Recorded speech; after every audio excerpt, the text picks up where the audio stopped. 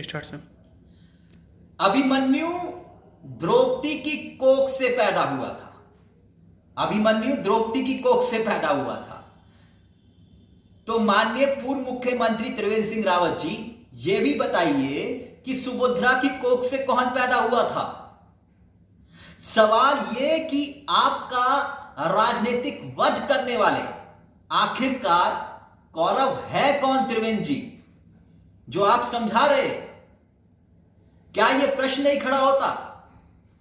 त्रिवेंद्र जी, आपके बयान से एक बात बिल्कुल साफ है कि भले ही आप अभिमन्यु को द्रौपदी की कोख से पैदा कर रहे हो और सुभद्रा की कोख से कौन पैदा हुआ यह ना बता रहे हो, लेकिन कम से कम इतना तो बताइए कि आपका राजनीतिक वध आखिरकार किसने किया। और अभिमन्यु का जिक्र आपने किया, आप फिर यह भी बताइए कि कौरव और पांडव का वंश तो एक ही था। यानी आप मान रहे हैं कि बीजेपी के लोग ही, जिन्हें आप कौरव कह रहे हैं, अगर बीजेपी के लोग, क्योंकि मैंने पांडव और कौरव का जिक्र इसलिए किया क्योंकि वो एक ही वंश से थे, जिसका जिक्र आप इशारों इशारों में कर रहे हैं। मैं तभी पूछ रहा हूं, आप क्या समझाना चाह रहे हैं त्रिवेंद्र सिंह रावत जी? उत्तराखंड की जनता को भी तो बताइए, और खास तौर पर भाजपाइयों को, कि अभिमन्यु का धोखे से वध हुआ। आपने यही तो कहा, अभिमन्यु का धोखे से वध हुआ, बदला लो। संकेत क्या है? क्या मुख्यमंत्री पद जाने के बाद आपका डर छलक रहा है? कौरव किसे मान रहे हैं आप? क्या उनकी कुर्सी, यानी कि आपकी कुर्सी आप ही के पार्टी के लोगों की वजह से गई? और क्या आप उन सबका राजनीतिक वध करना चाह रहे हैं? यह प्रश्न अपने आप में खड़ा होता है।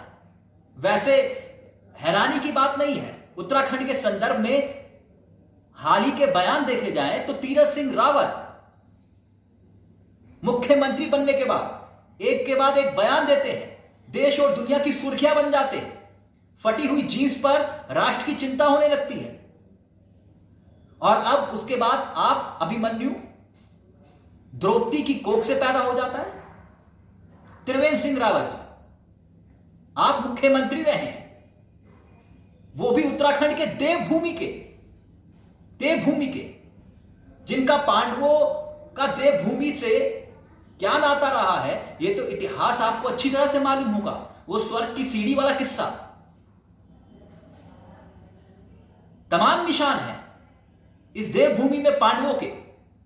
तो ऐसे में मंशा क्या है इस बयान की?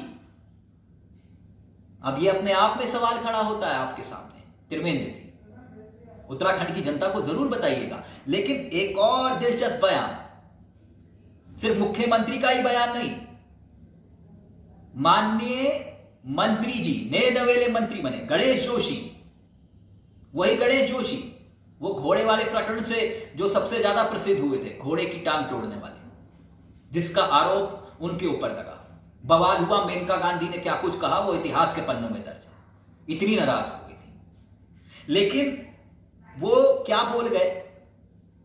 कहते हैं कि खनन ले लेता तो बहुत कमा लेता, खनन ले लो तो बहुत कमा लोगे, लेकिन मैंने नहीं लिया।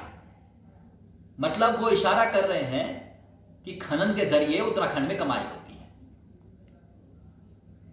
सुनिए जरा, यानी पहले मंत्री ये समझाते हैं कि खनन विभाग उनको मिलने वाला था, क्या वो ये समझा रहे हैं? या फिर वो ये कह रहे हैं कि खनन के जरिए उत्तराखंड में कमाई होती है, लेकिन उन्होंने नहीं लिया। खैर, ये तीरथ जी के नए नवेले मंत्री हैं, तीरथ जी बेहतर तरीके से जाने। लेकिन गॉड ऑफ ऑनर, फटी हुई जीन्स, फिर अभिमन्यु द्रौपदी की कोख से पैदा हो जाना, ये उत्तराखंड कहां जा रहा है? जरा सोच कर देखिए।